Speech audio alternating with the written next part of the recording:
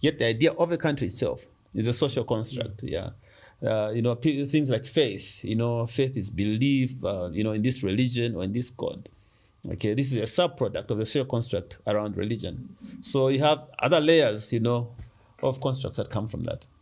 Yeah. And I find social constructs really interesting on two levels. First, philosophical, and another one, perhaps scientific or social cultural. Yes. So, for example, if you look at a social construct, it's almost as if it's a shared meaning in efforts to understand reality. Because look at us, we're social animals, and then we're in this world, it's weird. Reality, just existing, is bizarre in itself. Why are we here? So in efforts to try to make sense of our immediate experience, everything that we're seeing through our subjective consciousness, we come up with shared meaning for things. And it also helps to communicate. Yes. I mean, imagine if you had a different construction of what a shared is, or what high means. Yes. We need to have a shared meaning. That shared meaning is like an objective measuring line for everything that we're going to. But something that worries me about social constructions is, what have you ever thought about? Perhaps we just make up these things in efforts to explain what is before us, but that runs counter with what reality really is. Because if you look at it this way, what is reality? Aside from what we've ascribed to and built this shared meaning about what we're going to call certain things, how we're going to understand certain things. But aside from that, turn away from all that, would reality remain reality without those social constructs? That's a very important question. And when you look at the development of humanity throughout history, you find time and again a clash between a social construct or shared meaning and maybe scientific reality. Take, for example, our understanding then of what the Earth was like. It was agreed that the Earth was flat. Okay. And it was agreed that it was the sun that was moving and not the planets. Okay, because the Bible, says that Joshua, asked God to stop the sun so that he could murder some people. And God duly obliged, okay, I'm stopping the sun so that you murder all of this, and then once you're done murdering them, it will continue moving. Now, take for example a guy like Galileo, a devout Catholic. He decided to investigate this shared meaning around, among many other things around the Earth, and he came to the conclusion, no, actually, the Earth is round and it's not flat.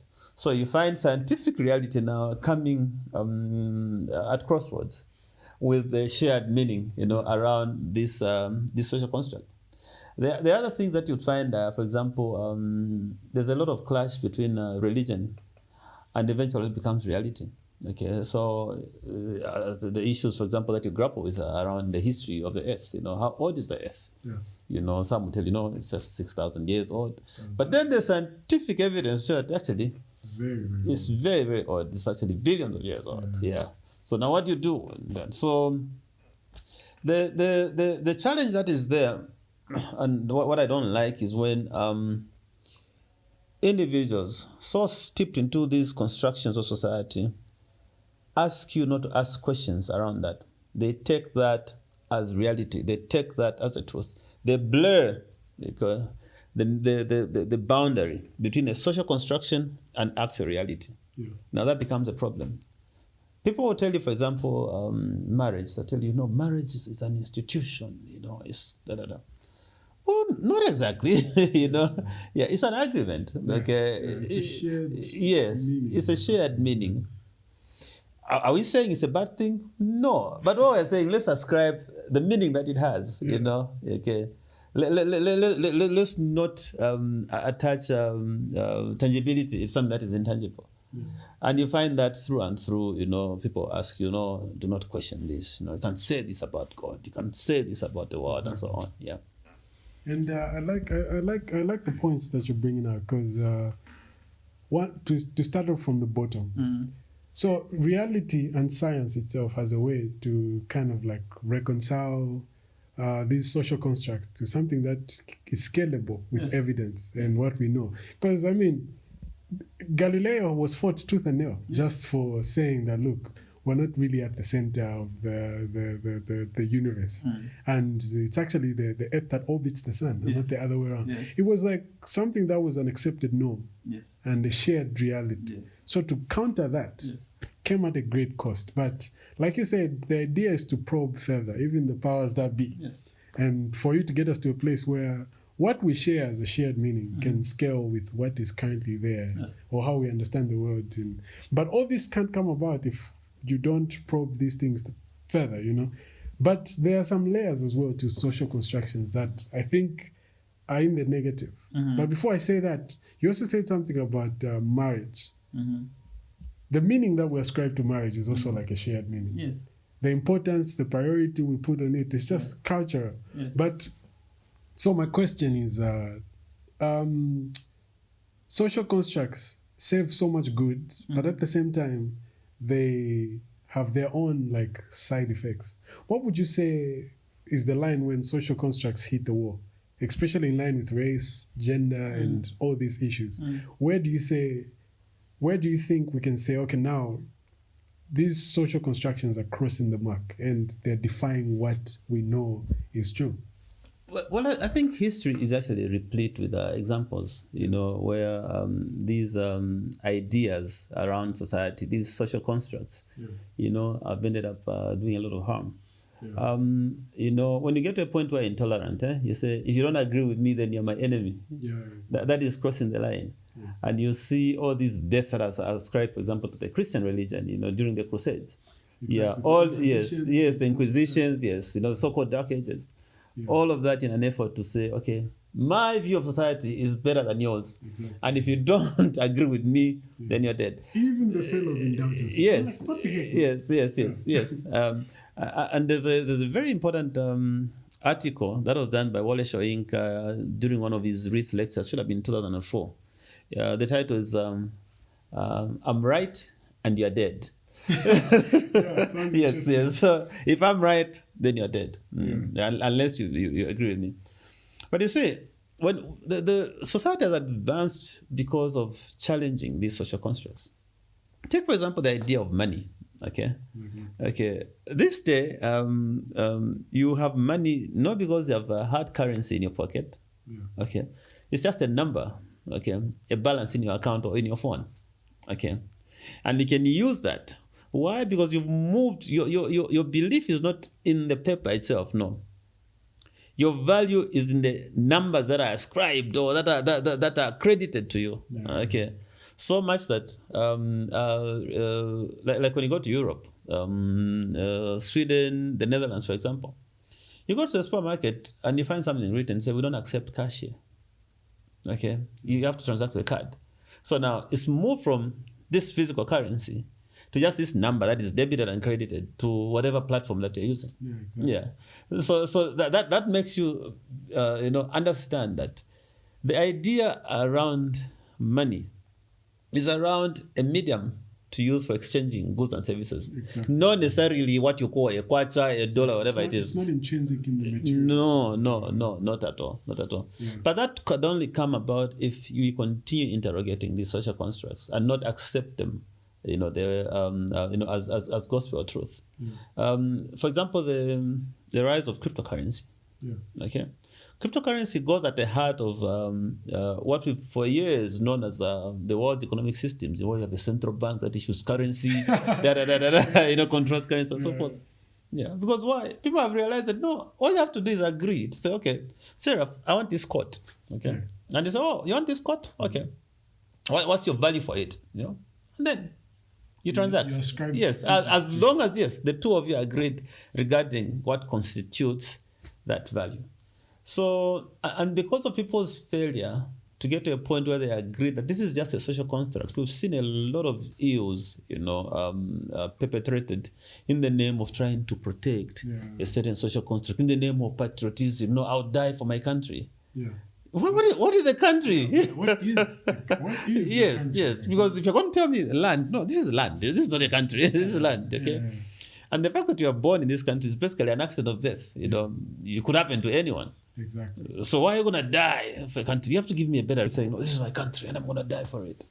Yeah. So but again, you say such a thing and someone will go, oh, you're promoting anarchy. No. Yeah, like you rightly put it. Social constructs have their own place. They bring order, they bring meaning. They help us conceptualize value and so forth. Yeah. But we need to be pushing the boundaries. And you said something also that's very important. Like what I noticed through these differences that people have, say, on patriotic lines and stuff like that. Even race. Yes, even race. Just show that social constructs are somewhat relative as well as subjective. Yes. Sometimes they don't get to the core of like an objective reality. It's just a shared meaning amongst a certain group of people in a given society and something like that. So when you think of issues like race problems and across country divides and stuff like that, don't you think all these somehow play into the importance and the level of importance that we've ascribed to social construct? Say, for example, if we didn't really decide to agree upon what a race is based on skin pigment, do you think we are really going to have all these divides about, say, for example, this particular race is inferior because of a certain skin pigment, or that particular race is superior because of a certain skin pigment? Because all these seem to me, to a greater degree, that they're just shared meanings. Yes. So do you think that has played negatively on race as well? Oh yes, it has. And some of the things that I hate, for example, you find the big news item, Ketanji Brown becomes the first black Supreme Court judge in the US. I know the litany of congratulatory messages, Obama rights, this and so forth. Why do you even feel the need to mention the fact that this is the first black woman Supreme Court justice? Yeah, it plays into the prejudice. Exactly. And and it's interesting. Thomas Sowell, who I read quite voraciously, actually argues that this so-called positive discrimination, where we say, okay, no, we need at least one black person and thing and so forth. It helps entrench this idea that there's actually color when it comes to this. There's actually color. Yes. Yeah. When I was growing up in Chongwe, this is a true story. So I lived near a house that had a Baptist minister. Okay, there was a Chongwe Baptist church then. He was white, and he had these two little white boys, who'd play with black boys and so on. Now one time, someone asked them, like, anyway, why are you playing with a black boy? The child did not understand. Like, he did not understand that he is different. He didn't even know that there existed a color bar between the two of them. And I think in aspiring to an ideal society, it is one that does not see color. And if you don't see color, you don't even see any need to mention it. You don't even see any need to positively discriminate. Yeah, they say no, blacks and what are they called? BEM now, blacks and minority ethnicities. All these like identity groups. Yes, Now I understand from the politician's point of view, it makes you feel better that you've done something, about this racial problem, but it ends up just entrenching, these lines that we have. Because the moment I sit in front of that panel, if I'm being interviewed for the Supreme Court justice job, for example, and I'm black, I already know that the panel have taken note of my color before everything else. Now, if there's anything that I want to be known for, it's not for my color, it's for my work, and my work should speak for itself. And so there's so much that we can talk about, and this conversation can go on for hours. But one last part in closing, I would just like you to give a comment on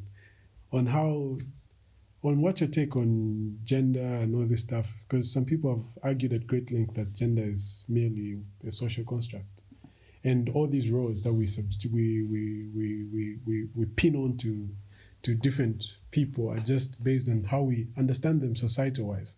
So there's been this. That'll get me in trouble. That's why I said in passing. Okay. Well, there's this thing where there's an accepted norm that women, especially in countries like ours, a lot of developed countries have flown over such a narrative, but there's this idea that inherently it's supposed to be women supposed to be like nurturing, loving, caring. They have to have all these soft-spoken values entrenched in their personality. While men supposed to be masculine, macho, and all that stuff, and strong, and should go out there and do all the heavy lifting. So, like, what's your take on those social constructs? And try to be as PC as you can be about this. I really so my disposition, maybe I should have said this in my introduction, that I'm liberal. Yes. I would call myself a liberal secularist. Yeah. So look, from what I'm understanding, and I'll say that what I'm understanding, because there's quite a lot of views, you know. We're trying to get to a point where gender identity is fluid. Okay, Exactly. It's not binary as in male, female. Yes. And certainly the science to support that. That gender identities can be fluid. Yeah. Now, when, for example, I can give an example of myself. I'm the least macho of men that you ever find. Yes, I'm I don't even consider myself a macho man. Yeah, but does that take away from my I won't say manhood, but it will sound strange. Does that take away from my being a man? Yes. Yeah. So I think ultimately it's about what you're comfortable with as a human being. Yeah. Okay. If today you came to me and say, "Hey, Keith, I don't feel so much of a man. Please address me as a she." Yeah. I'll have no problem but oblige. Yeah. True. Because of course it's a bit difficult, because you know gender roles and gender identities are as per physiological makeup. Yeah.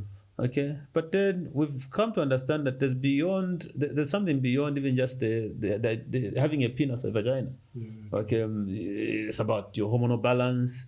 You know, it's about all those other things. Yeah. Your brain state. Yes, your brain state. You know, and so on. Even your sexual orientation, because you know sexual orientation, but and importantly, sexual orientation.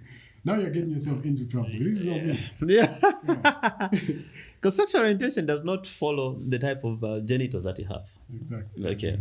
So picking it up from there, then I would subscribe to the idea that there's fluidity around gender. Yeah. Now, whether or not that means that if someone is female but they identify as a man, they have to play football with the males, I don't know. Yeah, it gets more complicated. Yes. But all I want is for me to be able to address this person in a way that makes them comfortable, in a way that they identify with. And at the end of the day, it's just about talking to people and interacting to them at a level where they feel respected. That is true. And at a level where they feel appreciated. That way they'll be more given and engaged to converse, to talk to. Extremely. Think of the great lengths that people go to, you know, where you go and have, gender changing surgery. Yeah. You know, that cannot be over a whim, over an idea. No. Exactly. That has to be really, really something that is at the core of who you are. And there are those people who have a serious mental problem where they feel I think it's called I've forgotten this disorder, but it's where you feel like a part of your body is not supposed to be your part. You genuinely feel a part of your body is not supposed to be a part of you, and you feel the need to cut it off or something. And some people, the penis. and some people go to great lengths to hate themselves to do that. Yeah. But others, it's at a certain level as well. It's not really at the thrust of what they're doing, but they feel they don't really identify. We need to dedicate a podcast exactly to this. Yeah. So in wrapping, what are some of your last words to the viewers? So look, there's the quality that I cherish most about humans is curiosity. So be curious, ask questions. You know, go out there, ask questions, ask the why. Oh, God created the earth in blah blah blah. Why? You know, Why, exactly. How? You know, that kind of thing. Yes. Yeah. It would do you a lot of good. Don't be scared. Just ask questions. Yeah. Questions are everything. Questions shape reality. Don't be too comfortable with what these sacred texts and these books or codes and stuff like that say. Go out there and do your own research and ask questions. All right. So this has been a good conversation. Thanks, man. Thanks. What's the time?